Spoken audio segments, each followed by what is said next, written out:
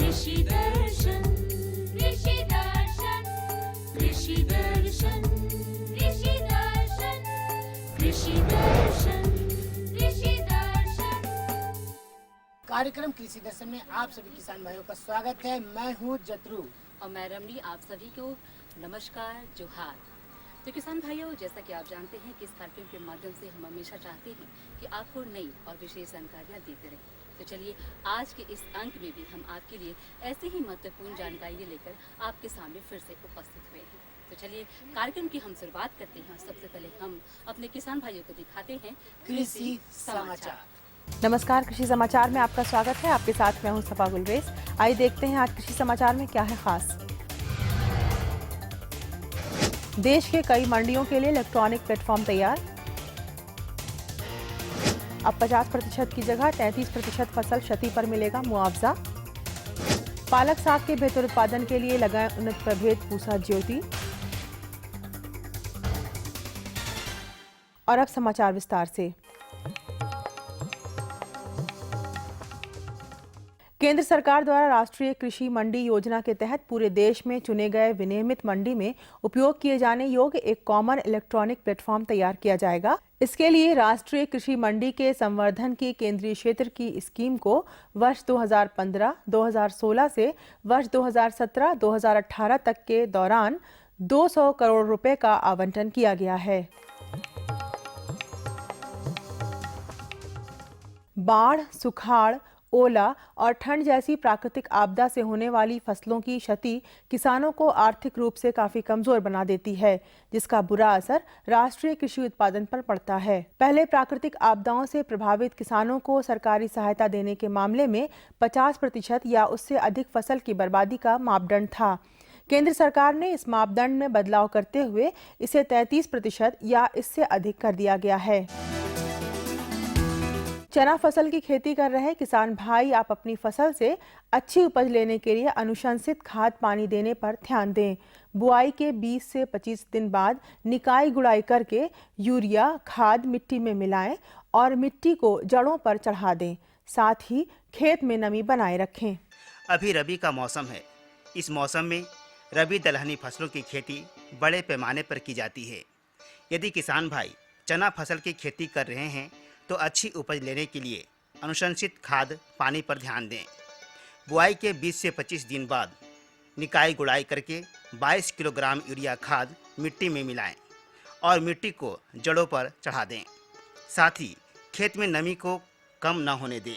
खासकर फूल लगने और दाना बनते समय नमी के लिए सिंचाई करते रहें। 22 किलोग्राम यूरिया बुआई से करीब 20 से 25 दिन बाद निकाई गुड़ाई करने के बाद जड़ों के पास हम ड्रॉप ड्रेसिंग के लिए प्रयोग करते हैं। उसके बाद एक सिंचाई मिट्टी चढ़ा देते हैं, फिर एक सिंचाई अवश्य कर देते हैं। और फूल आने के समय और फलिया में दाना भरने के समय नामी रहना अति आवश्यक है। तो सिंचाई पर किसान भाई जरूर। राज्य के जो किसान साकीय फसल पालक साग की खेती करना चाहते हैं, वे फरवरी महीने तक फसल लगा सकते हैं। इस फसल के बेहतर उत्पादन के लिए पूसा ज्योति, ऑल ग्रीन, देसी या पूसा माधवी नामक उन्नत प्रभेदों का चयन कर सकते हैं। पालक साग की खेती के लिए दोमट मिट्टी वाले खेत का चयन करें। बुआई में 25 से 30 किलोग्राम बीज प्रति हेक्टेयर की दर से उपयोग करें। इसमें कतारों के बीच 15 सेंटीमीटर और पौधों के बीच 20 सेंटीमीटर की दूरी रखें। अच्छी उपज के लिए पूसा ज्योति, ऑल ग्रीन या पूसा माधवी लगाएं। इनकी उत्पादन क्षमता 80 से 100 क्विंटल प्रति हेक्टेयर है। राज्य के किसान कृषि उपकरण कल्टीवेटर की सहायता से अपने खेतों की उथली जुताई तथा फसलों में निकाई गुड़ाई और खरपतवार निकालने का काम कर सकते हैं। इस यंत्र से देसी हल की तुलना में 60% मजदूरी की बचत, 35% संचालन खर्च में बचत और 6% उपज में वृद्धि होती है। आज हम जानेंगे बैगन फसल में नीम की खल्ली का व्यवहार और उससे होने वाले फायदे। बैगन की खेती में पौधा लगाने के 25 दिन बाद और 60 दिन बाद 125 किलोग्राम नीम की खली प्रति हेक्टेयर की दर से खेत में डालकर मिट्टी से ढक दें। इससे मिट्टी की उर्वरता भी बढ़ती है और फसल में रोग एवं कीट लगने का खतरा भी नहीं रहता है। और अब एक नजर राज्य के 5 प्रमुख शहरों के मौसम के मिजाज पर।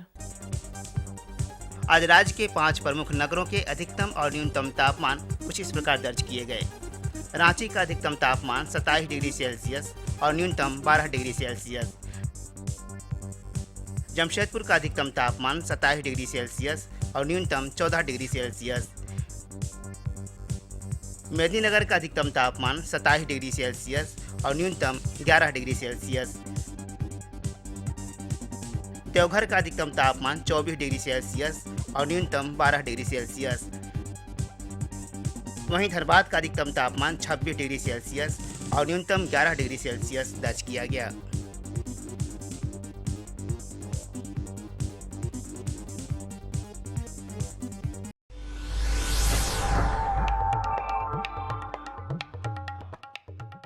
और अब मंडी भाव में आइए नजर डालते हैं अनाजों के भाव पर। आज कृषि उत्पाद बाजार समिति सरायकेला में विभिन्न खाद्यान्नों के थोक भाव कुछ इस प्रकार दर्ज किए गए।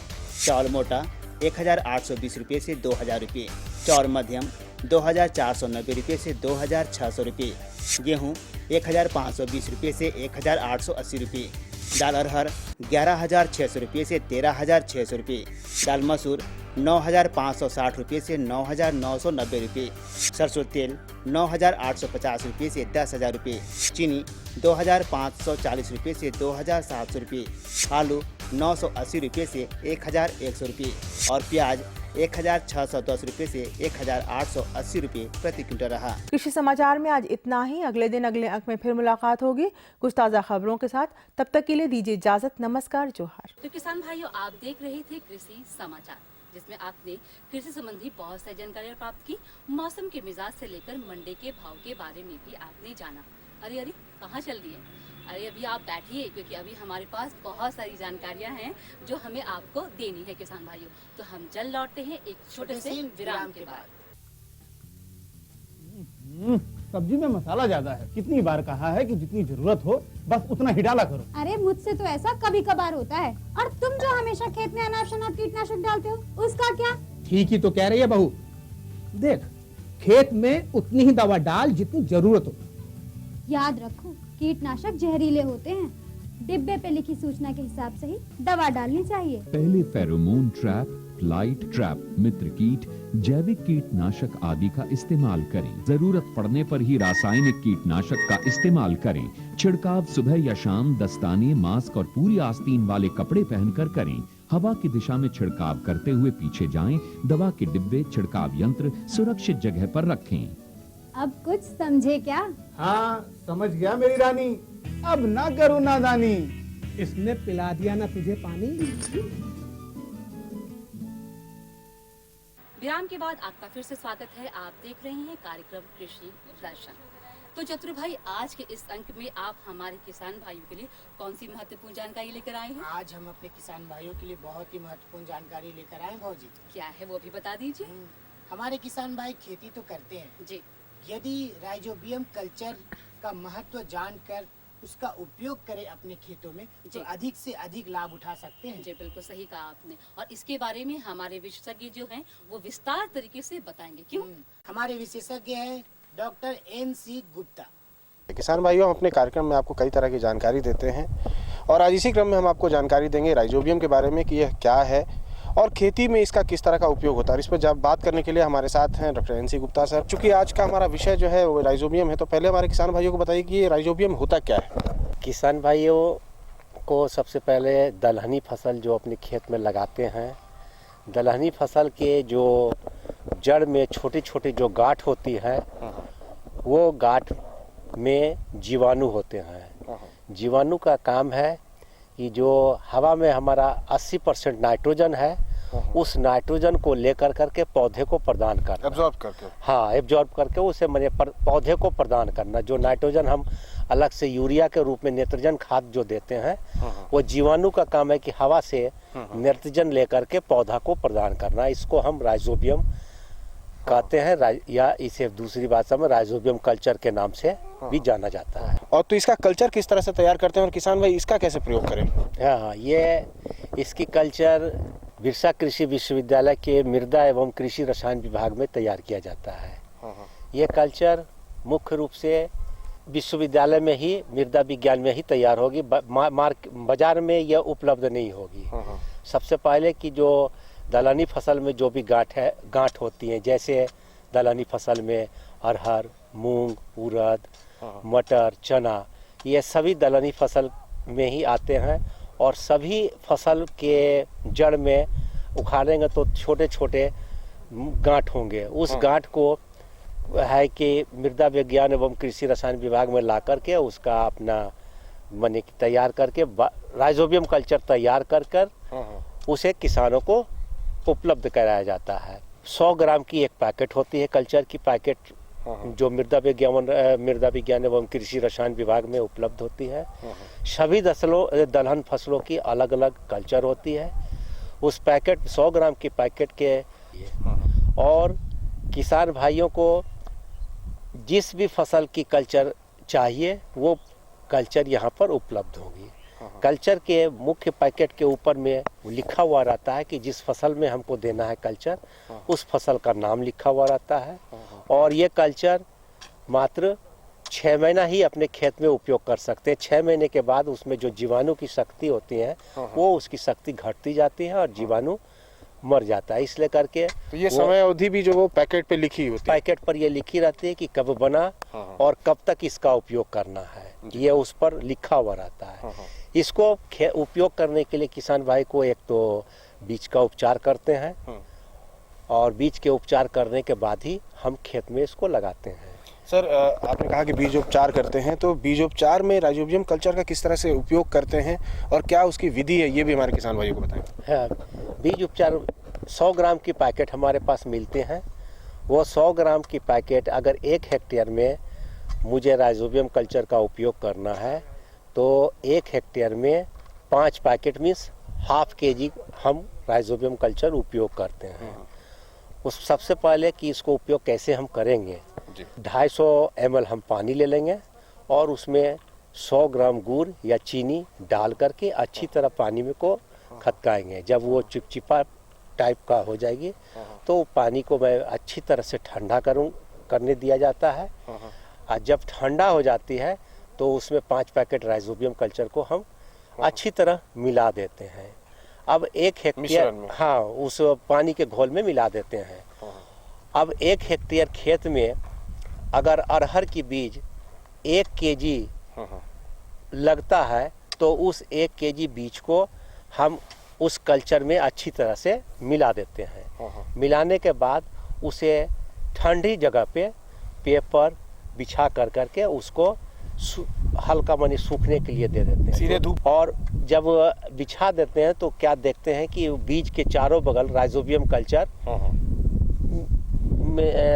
कल्चर से चिपक जाती है, जो कि बीज नहीं दिखाई दे करके राइजोबियम कल्चर से परत चढ़ जाती है और उसे फिर हम खेत में उसकी बुआई कर देते हैं। ये ध्यान में रखना है कि जो बीज में हम उपचारित किए हैं राइजोबियम कल्चर से, उस बीज को उसी दिन ही हमको बो लेना है।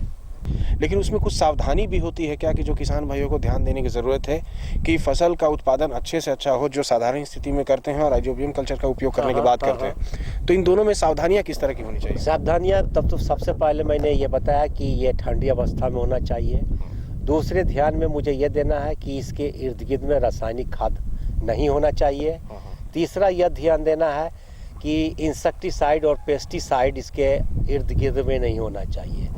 और जब हम बीज का उपचार करते हैं तो ये सबसे ध्यान देना है कि सबसे पहले इंसेक्टिसाइड और पेस्टिसाइड से बीज का उपचार करते हैं और लास्ट में हम राइजोबियम कल्चर का उपचार करते हैं। लास्ट में इसलिए करके करते हैं कि अगर राइजोबियम कल्चर से पहले उपचार करके अगर इंसेक्टिसाइड पेस्टिसाइड से उपचार करेंगे तो जितने भी जीवाणु होंगे वो सारा मर जाएंगे। इसलिए करके ये ध्यान है कि सबसे लास्ट में हम राइजोबियम कल्चर से बीज का उपचार करते हैं। वो अगर राइजोबियम कल्चर से इसको उपचारित करते हैं और राइजोबियम कल्चर का उपयोग करते हैं तो उत्पादन में और लागत में किस तरह का उसमें परिवर्तन होता है? लागत में तो मैं बता रहा हूँ कि किसान भाइयों को ये चीज़ अपने से कर करके खुद को देखना होगा। लागत में कुछ नहीं, 15 रुपये की पैकेट है। सबसे सस्ती खाद के रूप में जाना जाता है राइजोबियम कल्चर 150 रुपया केजी, जो कि रासायनिक खाद से भी बहुत कम दाम है और लागत बहुत कम लगती है। और इस खाद को उपयोग करने से जो हम नेत्रजन बाहर से यूरिया के रूप में दे रहे हैं उसकी बचाव कर सकते हैं राइजोबियम कल्चर से, चूंकि ये नाइट्रोजन ही पौधा को प्रदान करता है और फसल में 15 से 20% की वृद्धि होती है। सबसे पहला चीज। दूसरा चीज कि मिट्टी के स्वास्थ्य को बनाए रखता है, मिट्टी में नमी बरकरार रहता है इसकी उपयोग करने, ये सब चीज इस खाद के उपयोग करने से फायदा होती है। किसान भाइयों, देखा आपने कि डॉक्टर गुप्ता साहब ने बहुत अच्छे ढंग से और काफ़ी विस्तार में आपको बताया कि राइजोबियम कल्चर का उपयोग किस तरह से करें और उससे आपकी दलहनी फसलों पर क्या प्रभाव पड़ेगा। इन्होंने काफ़ी अच्छे ढंग से समझाया आपको कि थोड़ी सी लागत से ही आपको जो अन्य रासायनिक उर्वरक देने हैं वो देने की ज़रूरत नहीं है, और लेकिन उत्पादन आपका 15 से 20% जो है वो बढ़ जाएगा। सर, आप हमारे कार्यक्रम में आए, हमारे किसान भाइयों को इतनी अच्छी जानकारी दी, इसके लिए आपका बहुत बहुत धन्यवाद। धन्यवाद जवाहर। जानकारी तो बहुत ही महत्वपूर्ण थी और हम आशा करते हैं कि ये जानकारी हमारे किसान भाइयों के बहुत ही लाभदायक भी होगी। तो किसान भाइयों के लिए अब जो है जत्रू जी, क्यों ना हम लेते हैं एक छोटा सा विराम।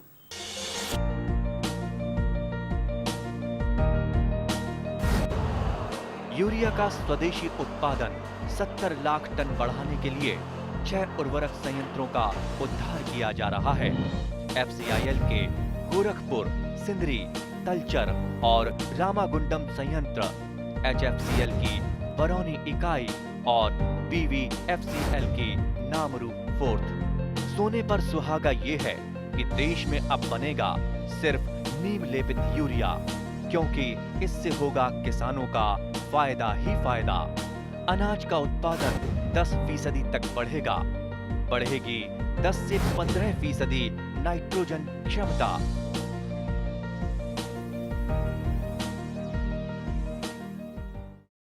विराम के बाद आप सभी किसान भाइयों का स्वागत है आपके अपने कार्यक्रम कृषि दर्शन में। भौजी, आज हमारे किसान भाइयों के लिए आपके पास दूसरी जानकारी, पहले भी जानकारी की तरह ये भी जानकारी जो है जत्रू भाई ये बहुत ही महत्वपूर्ण है। वो ये है कि हम अलग अलग फसलों की अलग अलग तरीके से कटाई करते हैं और उसमें बहुत सी सावधानियां भी हमें बरतनी पड़ती है। बात करें बेर व सेमे लता के जो है वो फसल के बारे में, कटाई के बारे में, तो वो भी बहुत तरीके से की जाती है और उसमें भी बहुत सारी सावधानियां भी हमें बरतनी पड़ती हैं। तो इसके बारे में मुझे लगता है और हम यानी कि हम दोनों को लगता है कि इसके बारे में हमारे विशेषज्ञ आपको अच्छी तरीके से और विस्तार तरीके से किसान भाई बता सकते हैं। हमारे विशेषज्ञ हैं डॉक्टर AK सिन्हा जी हुए हैं लाख अनुसंधान केंद्र में, और झारखंड में लाख की खेती बहुत ही अच्छी तरह से होती है, लेकिन इसके भंडारण और कटाई की क्या व्यवस्था हो इस बारे में जानकारी देने के लिए हमारे साथ मौजूद हैं एस घोषाल जी। डॉक्टर साहब, झारखंड के परिप्रेक्ष्य में अगर देखते हैं तो हमारे किसान भाई बेर और सहायक लता में बहुत अच्छी तरह से लाख की खेती करते हैं, लेकिन इसका कटाई और जो भंडारण होता है सही ढंग से नहीं कर पाते हैं, जिससे उनकी उत्पादकता में कमी आ जाती है। तो ऐसे में हमारे किसान भाई क्या क्या सावधानी बरतेंगे और समय का सही उपयोग कैसे करेंगे, इस बारे में जानकारी दें।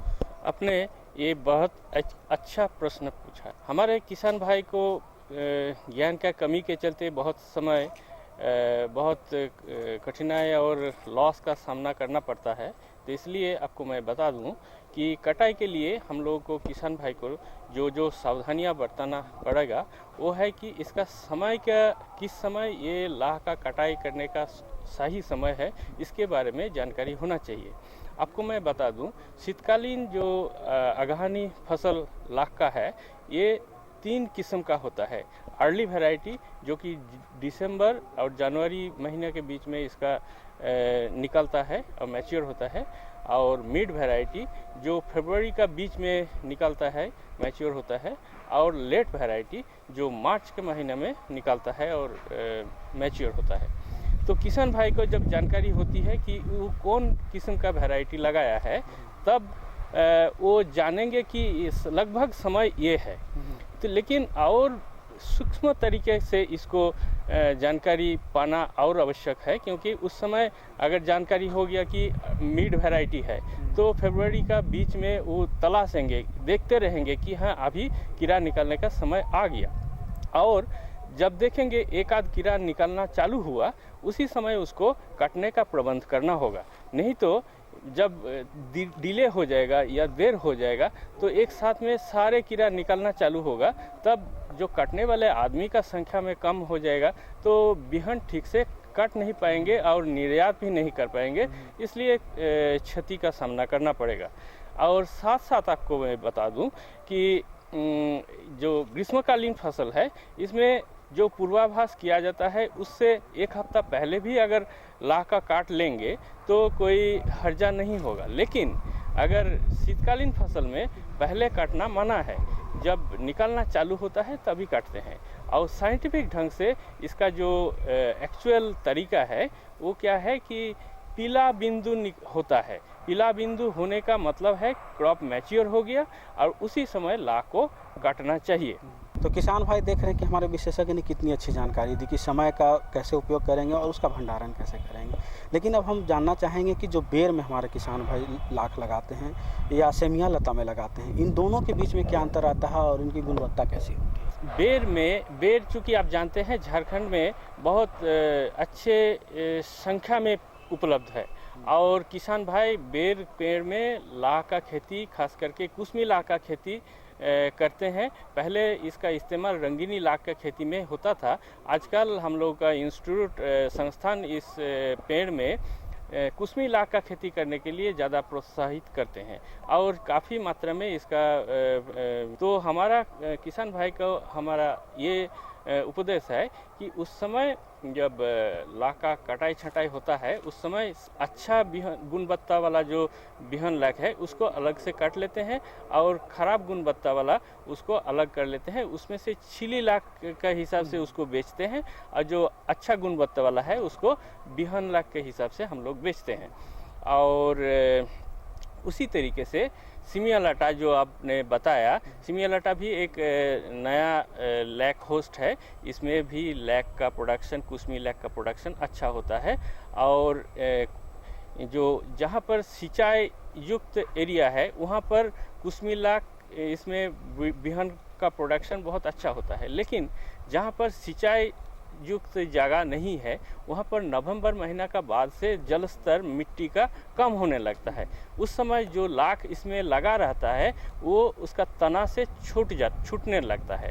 तो इसी समय हम लोगों को क्या करना है, या तो पानी दीजिए और नहीं तो कुछ जो छूटने लगता है उसको अलग से हम लोग जो कटाई करते हैं तो जहाँ जहाँ छूटा हुआ है उसको अलग कर देते हैं उसको, क्योंकि उसमें बिहन लाख का जो गुणवत्ता होता है वो नहीं रहता है। जहाँ पर जो लैक तना का साथ सटा हुआ रहता है, चिपका हुआ रहता है, उसी में बिहन लाख का गुणवत्ता रहता है और उसको काट करके हम लोग बिहन लाख का तौर से बेचते हैं और जो छूट जाता है उसको हम लोग काट करके अलग से छिली लाख का हिसाब से बेचते हैं।